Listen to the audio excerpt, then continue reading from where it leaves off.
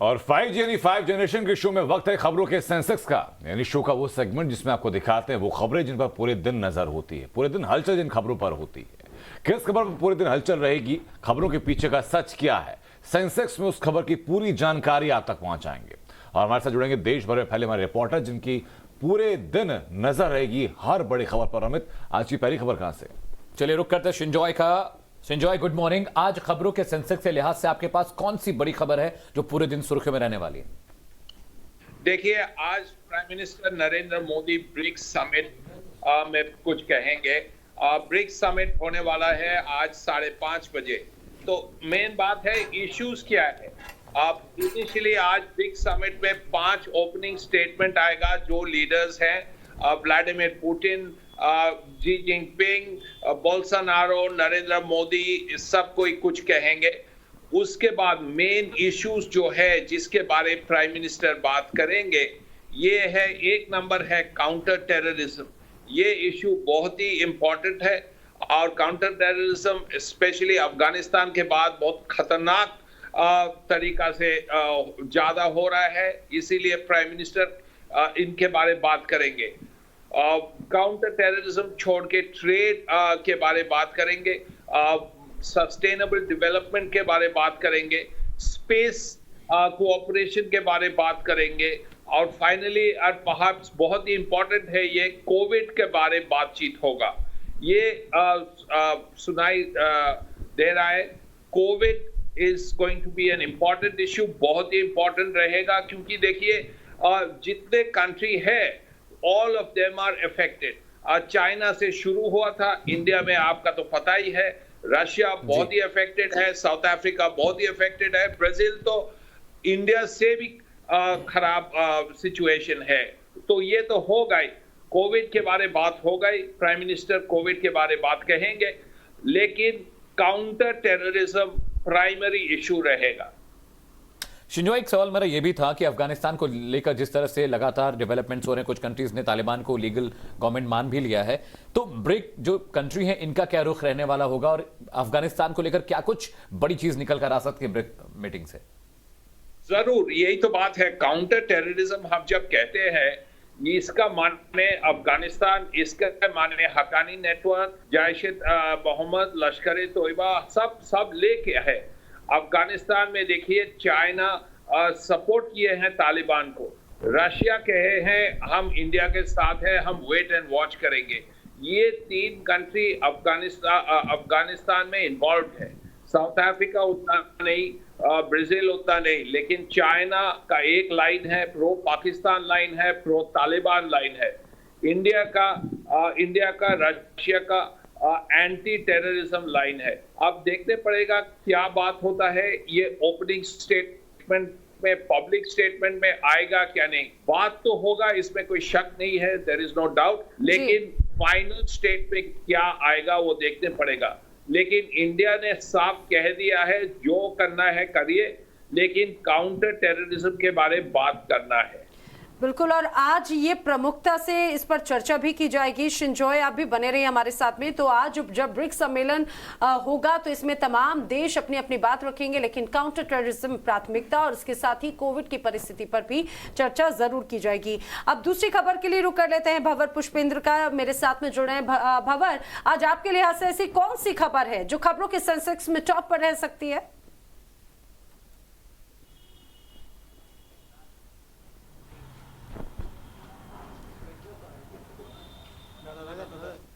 भंवर पुष्पेंद्र, क्या आप मुझे सुन पा रहे हैं?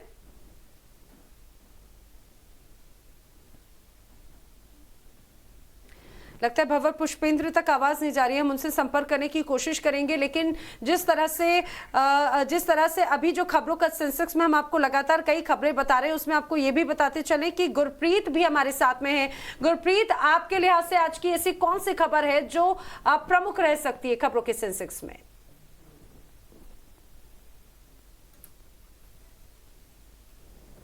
से देख रहे हैं कि प्रोटेस्ट चल रहा है, किसान और जो हरियाणा सरकार है वो आमने सामने है।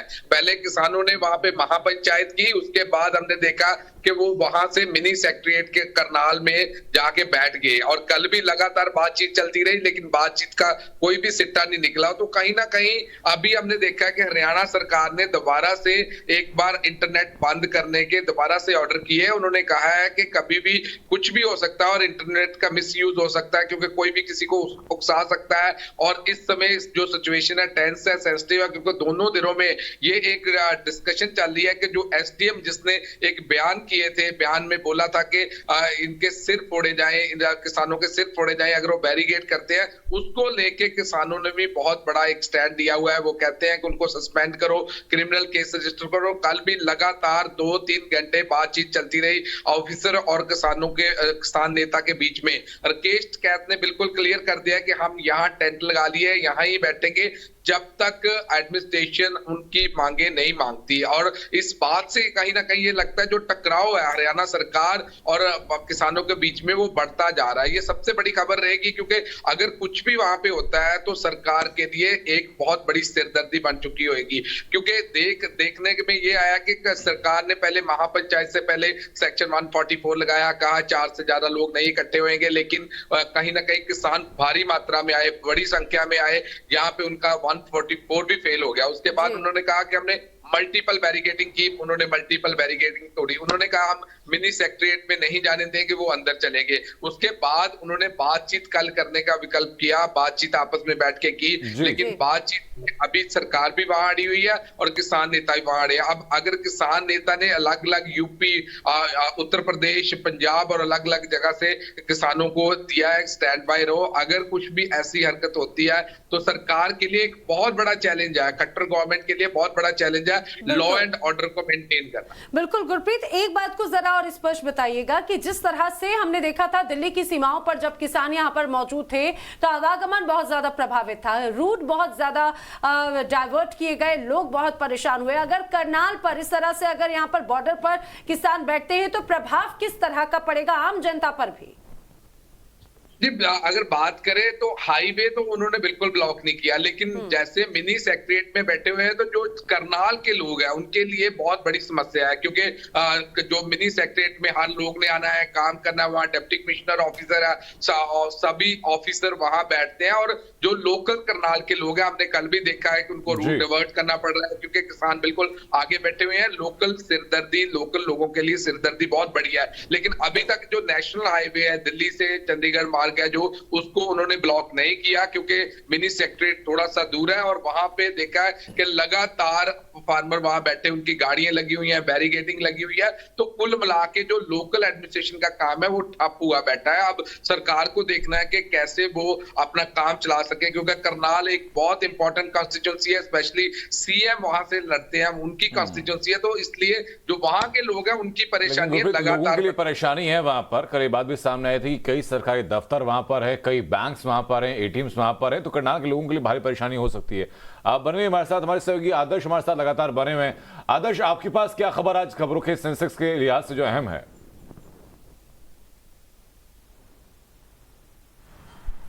देखिए, यूपी की अगर बात करें तो यूपी में आज और कल यानी 9 और 10 सितंबर को भारतीय किसान यूनियन के जो किसान हैं उनकी एक महत्वपूर्ण बैठक होने वाली है। मुजफ्फरनगर में जो महापंचायत हुई थी उसमें ये तय किया गया था कि आज और कल यानी 9 और 10 सितंबर को एक बड़ी बैठक होगी, जिसमें हरनाम सिंह वर्मा जो हैं वो उसकी अध्यक्षता करेंगे। साथ ही साथ ये भी कहा गया है कि जो भारतीय किसान यूनियन के मोर्चे के अगले पड़ाव होंगे, जो यूपी में धरने की बात की जा रही थी, लखनऊ में आने की बात की जा रही थी, साथ ही साथ किस तरीके की रणनीति होगी सरकार को घेरने की, उसको लेकर आज बैठक होने वाली है। हालांकि 5 अक्टूबर तक सरकार ने लखनऊ में धारा 144 लागू कर दी है, यानी 4 से ज़्यादा लोगों को एक साथ इकट्ठा होने की अनुमति नहीं होगी। वैसे में देखना है कि क्या ये बैठक होगी या नहीं होगी। साथ ही साथ इस बैठक के बाद क्या वो जो किसान नेता हैं वो जो लखनऊ आने की बात कर रहे थे वो यहाँ पर आते हैं या नहीं आते हैं, ये भी देखना दिलचस्प होगा।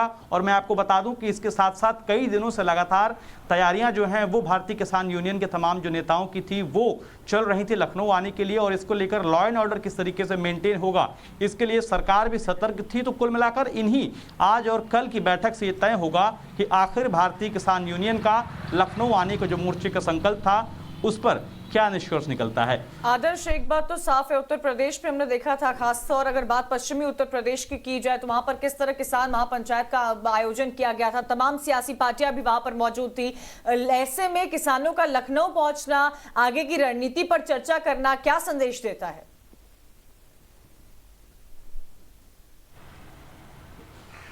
देखिए, निश्चित तौर पर लखनऊ पहुंचने और साथ ही साथ किसानों का लखनऊ में आकर धरना प्रदर्शन करना और उसको लेकर जो रणनीति बनाई जा रही थी, ये साफ तौर पर इशारा करता है। और लगातार राकेश टिकैत जो नेता हैं वो भी ये कह रहे थे कि हम किसी भी कीमत पर बीजेपी को जीतने नहीं देना चाहते हैं, लोगों से अपील करने के लिए हम आ रहे हैं ताकि वो उसको वोट ना दें।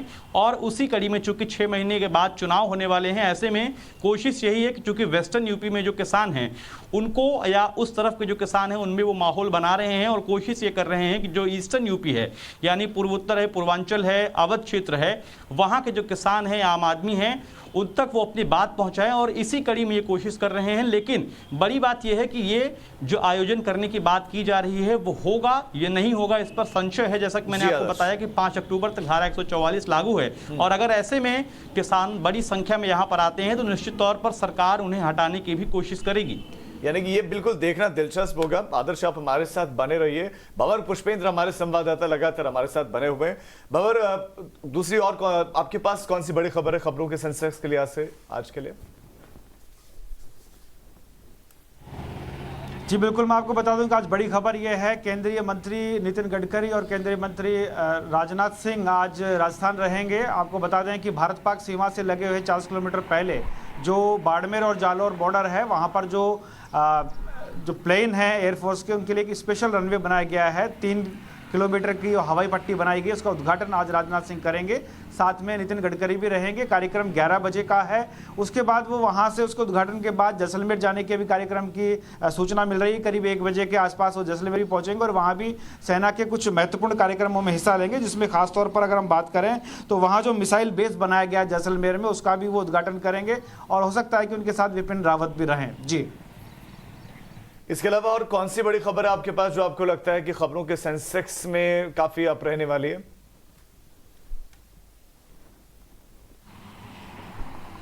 जी बिल्कुल, इसके अलावा जो हम बात करें सियासी उठापटक की हम बात कर लें, क्योंकि जिस तरह से एक लेटर बम शुरू हुआ था, कैलाश मेघवाल जिन्होंने, जो कि पूर्व विधानसभा अध्यक्ष भी रहे, उन्होंने एक लेटर लिखा था अपनी ही पार्टी के जो नेता प्रतिपक्ष हैं अभी गुलाब चंद कटारिया, उनके खिलाफ, उसको लेकर के अब थोड़ा सा अंकुश इसलिए लगने की उम्मीद जताई जा रही है क्योंकि कल अरुण सिंह जब यहाँ पहुंचे थे, राजस्थान के जो प्रभारी हैं बीजेपी के, उन्होंने ये कहा कि पार्टी में इस तरह की छोटी मोटी बातें होती रहती है, लेकिन इस लेटर पर इसको इग्नोर नहीं किया जाएगा, बाकायदा उसको देखा जाएगा, उसकी तथ्यता की जांच की जाएगी और उसके बाद जो कुछ भी होगा पार्टी वो निर्णय करेगी। हालांकि खुद गुलाब चंद कटारिया भी मुखर रूप से सामने आए थे, उन्होंने कहा था कि अगर पार्टी को निर्णय करती है, मुझ में कोई खामी होती है तो जो पार्टी तय करेगी वो मैं सहन करने के लिए तैयार हूं। लेकिन अब उस पर विराम इसलिए लग गया है, कैलाश मेघवाल ने यह कह दिया है कि अब वो पार्टी के खिलाफत नहीं करेंगे, जो उन्होंने लेटर लिखा था उससे वो अपने लेटर को वापस ले रहे हैं। जी, तो कुल मिला के कहा जा सकता है कि कांग्रेस में भी एक उठापटक है तो बीजेपी में भी उठापटक की यहाँ कमी नहीं है। चलिए, बहुत बहुत शुक्रिया इस अपडेट के लिए। रुक करते करिश्मा का दिल्ली से जोड़ेंगे। करिश्मा, खबरों के सेंसेक्स के लिहाज से आपके पास आज कौन सी बड़ी खबर है?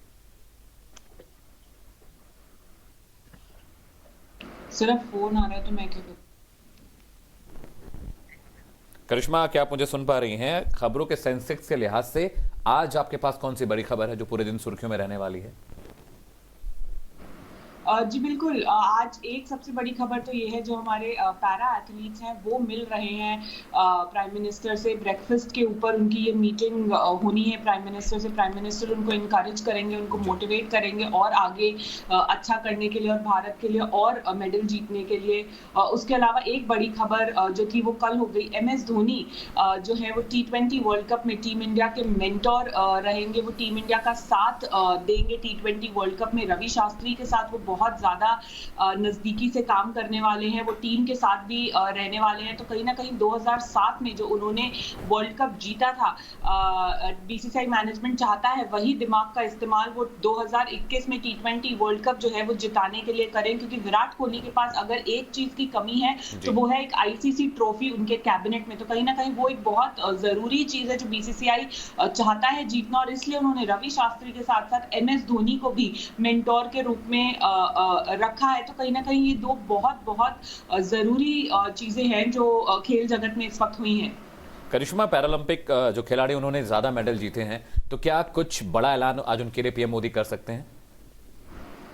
जी, हमें इंतजार करना पड़ेगा ये देखने के लिए कि पीएम मोदी उनसे क्या बात करते हैं और क्या ऐलान करते हैं, लेकिन जितना हमें पता है वो हर एक खिलाड़ी से जिन्होंने मेडल जीते हैं और जिन्होंने मेडल नहीं भी जीते हैं, कोचेस से सबसे मिलने वाले हैं, सबसे बात करने वाले हैं और उनको उनके मेडल जीतने के लिए बधाई देने वाले हैं। और कुछ खिलाड़ियों से भी हमने बात की थी तो उन्होंने कहा था कि वो ऑलरेडी सोच चुके हैं कि उनको पीएम से क्या बात करनी है, क्या मैसेज देना है। कई खिलाड़ी जो थे वो गुजरात से थे तो उन्होंने बोला हम उनसे गुजराती में बात करना चाहते हैं। कई खिलाड़ी उनको अपना मेडल डेडिकेट करके दिखाना चाहते थे। तो कहीं ना कहीं एक बहुत ही इमोशनल भी होने वाला है और खिलाड़ियों के लिए एक बहुत बहुत अहम मोमेंट होने वाला है जब वो प्रधानमंत्री से मिलेंगे, बातचीत करेंगे और प्रधानमंत्री उनको और आगे बढ़ने के लिए मोटिवेट करेंगे। बिल्कुल, और इसके लिए 10 बजे का इंतजार करना होगा। पैरालंपिक में भारत ने 5 गोल्ड, 8 सिल्वर और 6 ब्रॉन्ज जीते हैं और उन सभी खिलाड़ियों के साथ में जिन्होंने प्रतिनिधित्व किया भारत का, उनसे पीएम मोदी मुलाकात करेंगे। फिलहाल सोहन सिंह का रुख कर लेते हैं, हमारे सहयोगी छत्तीसगढ़ से हमारे साथ में है। सोहन, आज आपके लिहाज से ऐसी कौन सी खबर आपको लगती है जो खबरों के सेंसेक्स में ऊपर रह सकती है? देखिए, अगर झारखंड की बात करें तो झारखंड के लिए आज बड़ी खबर है कि बीजेपी आज प्रदेश भर में कला दिवस मना रही है। बीजेपी के जो कार्यकर्ता हैं और विधायकों पर जिस तरह कल बुधवार को विधानसभा घेराव के दिन पुलिस द्वारा लाठीचार्ज किया गया था और उस लाठीचार्ज में बीजेपी के कई कार्यकर्ता और विधायक और सांसद और खुद झारखंड में बीजेपी के प्रदेश अध्यक्ष भी इस लाठीचार्ज में घायल हो गए थे। तो उस लाठीचार्ज के विरोध में बीजेपी आज प्रदेश भर में काला दिवस मना रही है। और साथ ही साथ कहा जाए तो आज झारखंड विधानसभा का मानसून सत्र का लास्ट सेशन है, तो ये भी संभावना बताया जा रहा है कि बीजेपी के जो विधायक हैं वो सदन के अंदर और सदन के बाहर भी लाठीचार्ज जिस तरह कल हुआ है उसका वो वहाँ पर विरोध भी करेंगे।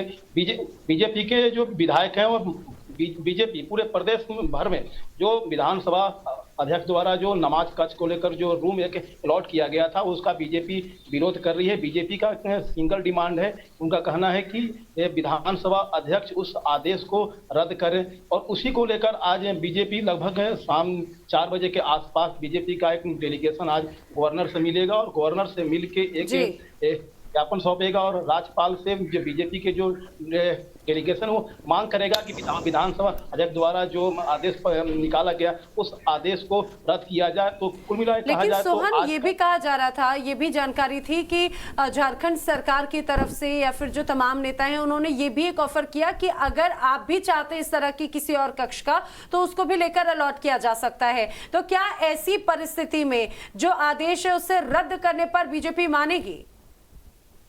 देखिए, बीजेपी के जो विधायक हैं उनका साफ तौर पर कहना है कि सरकार कहीं न कहीं तुष्टीकरण की रणनीति कर रही है कि विधानसभा के अंदर ना ही किसी विधायक ने और ना ही किसी वहाँ के जो कर्मचारी है उन्होंने कोई डिमांड नहीं किया था कि उन्हें नमाज पढ़ने में दिक्कत हो रही है। तो बीजेपी का साफ तौर पर कहना है कि विधानसभा अध्यक्ष ने जो नोटिफिकेशन निकाला है, अलग से जो रूम अलॉट किया है नमाज करने के लिए, वो उसको रद्द करे। बीजेपी का सिंगल डिमांड है कि उनकी मांग है कि विधानसभा अध्यक्ष द्वारा उसको रद्द किया जाए। नमाज कक्ष के रूप में जो रूम अलॉट किया गया है उसको रद्द करने को लेकर बीजेपी लगातार बिल्कुल हंगामा करती है। हंगामा जारी है। शुक्रिया आपका हम तो ये जानकारी पहुंचाने के लिए। हमारी सहयोगी रंजिता हमारे साथ लगातार बनी हुई हैं। रंजिता, खबरों के सेंसेक्स में आपके पास क्या अहम खबर आज?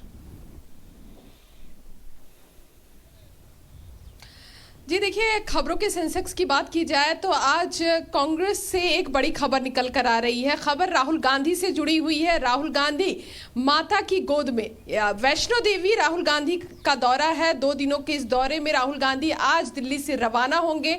बताया जा रहा है 12:30 बजे राहुल जम्मू पहुंचेंगे और वहां से जो है पैदल वैष्णो देवी मंदिर जाएंगे, वहां दर्शन करेंगे और रात्रि विश्राम भी ऊपर जो गेस्ट हाउस है वैष्णो देवी मंदिर के आसपास वहां वो रात्रि विश्राम करेंगे। इसके बाद कल के अगर कार्यक्रम की बात की जाए तो राहुल गांधी कल JW मैरियट जो होटल है जम्मू में, वहां कांग्रेस के नेताओं से मुलाकात करेंगे और वहां एक जो सम्मेलन है उसको संबोधित करेंगे।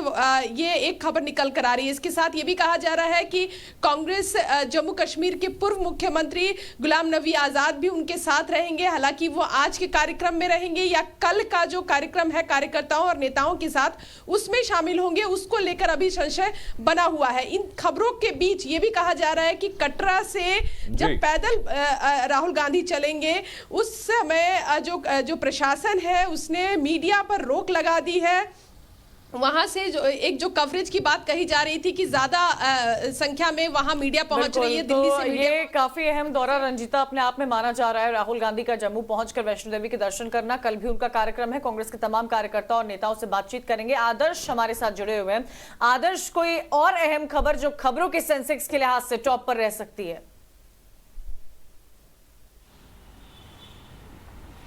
बिल्कुल, और यूपी की अगर बात करें तो यूपी में इस वक्त डेंगू बुखार का कहर ना सिर्फ राजधानी लखनऊ में बल्कि दूसरे शहरों में भी जारी है। चाहे हम फिरोजाबाद की बात करें, आगरा की बात करें या उस तरफ के दूसरे शहरों की बात करें। फिरोजाबाद में 50 से ज़्यादा लोगों के सरकारी आंकड़ों के मुताबिक मौत हो चुकी है। तो वहीं डेंगू के लार्वे जो हैं वो लखनऊ में तकरीबन 15 घरों में मिले हैं। साथ ही साथ 400 से ज़्यादा लोग बीमार हैं। सरकार ये लगातार कोशिश कर रही है कि आखिर ये डेंगू के अगर वायरस हैं तो आखिर ये किस तरीके से अचानक फैले हैं और क्या जिन इलाकों में सबसे ज़्यादा मौतें हो रही हैं, जिन इलाकों में सबसे ज़्यादा मरीज मिल रहे हैं, वहाँ पर फैलने का रीज़न क्या है। इसको लेकर ना सिर्फ जो बड़े अस्पताल लखनऊ के हैं, चाहे वो हम बड़े अस्पतालों की बात करें तो वहाँ से टीमें भेजी गई हैं अलग अलग शहरों में। वो टीमें ये जांच करेंगे कि आखिर ये लार्वे डेंगू के हैं या फिर इसका सिर्फ कोरोना से भी कोई मतलब है। कि जो बीमारी फैल रही है, संक्रमण फैल रहा है, इसको भी कंट्रोल करने पर फोकस दिख रहा है। अरिंदम का रुख करते हैं, हमारे संवाददाता जुड़ गया। अरिंदम, आपके हिसाब से कौन सी खबरों के सेंसेक्स में टॉप पर रहेगी?